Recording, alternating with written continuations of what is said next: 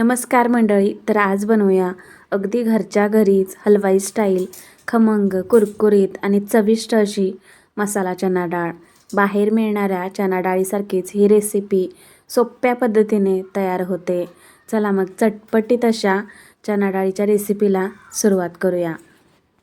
सर्वात अगोदर आपल्याला हरभऱ्याची डाळ अगदी 5 ते 6 तासासाठी छान अशी भिजवून घ्यायचं आहे. हवे तर तुम्ही रात्रभर भिजत घालू शकता. हरभऱ्याची डाळ भिजल्यानंतर त्यामधलं पूर्णपणे पाणी जे आहे ना ते काढून घेऊया. तर एका चाळणीमध्ये डाळ ठेवलेली आहे आणि त्यातलं पूर्णपणे पाणी काढून घेतलेलं आहे. आता डाळ आहे ना कोरडी करून घ्यायची आहे. म्हणजेच किचन टॉवेलने ना डाळ कोरडी करून घेत आहे, छान अशी पुसून घेत आहे. यानंतर तेल गरम करायला ठेवलेलं आहे आणि त्यामध्ये कोरडी करून घेतलेली डाळ टाकलेली आहे. डाळ कुरकुरीत आणि खमंग जर हवे असेल ना तर डाळ मात्र खूपच अशी कोरडी करून मगच तळून घ्या. आता ही चना डाळ भाजली कशी ओळखायची, तर चना डाळ भाजल्यानंतर तेल मात्र पूर्णपणे शांत होतं. म्हणजेच तेलामधल्या ज्या बुडबुड्या आहेत ना त्या कमी होतात. मगच आपल्याला समजायचं आहे की डाळ छान अशी कुरकुरीत होईपर्यंत फ्राय झालेली आहे. आणि पाहू शकता, तुम्हाला व्हिडिओमध्ये आता समोर दिसतच असेल तेल किती शांत झालेलं आहे. म्हणजे डाळ आहे ना पूर्णपणे छान अशी फ्राय झालेली आहे.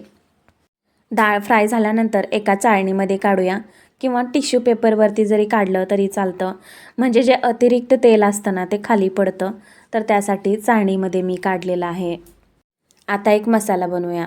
मसाला बनवण्यासाठी 1 चमचा चाट मसाला, त्याचबरोबर 1 चमचा आमचूर पावडर, तसेच 1 चमचा लाल तिखट घेतलेले आहे. चवीपुरतं मीठ टाकून घेऊया. सर्व असे मसाले एकत्रित करून घेऊया, कारण खरी चव तर ह्या मसाल्यामुळेच ह्या चना डाळीला येणार आहे बरं का. हे मसाला टाकल्यानंतरची जी चना डाळीची चव आहे ना काय जबरदस्त लागते म्हणून सांगू. खरंच एकच नंबर बरं का. आता ही मसाले टाकायचे आहेत आणि असं टॉस करून सर्व असं चना डाळीला मिक्स करून घ्यायचं आहे, मिसळून घ्यायचं आहे, जेणेकरून डाळीला सर्व मसाले लागले पाहिजे यासाठी.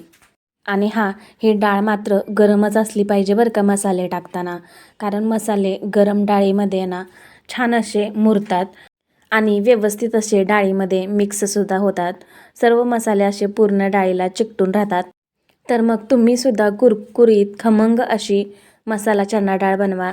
आवडल्यास एक लाईक नक्की करा. धन्यवाद.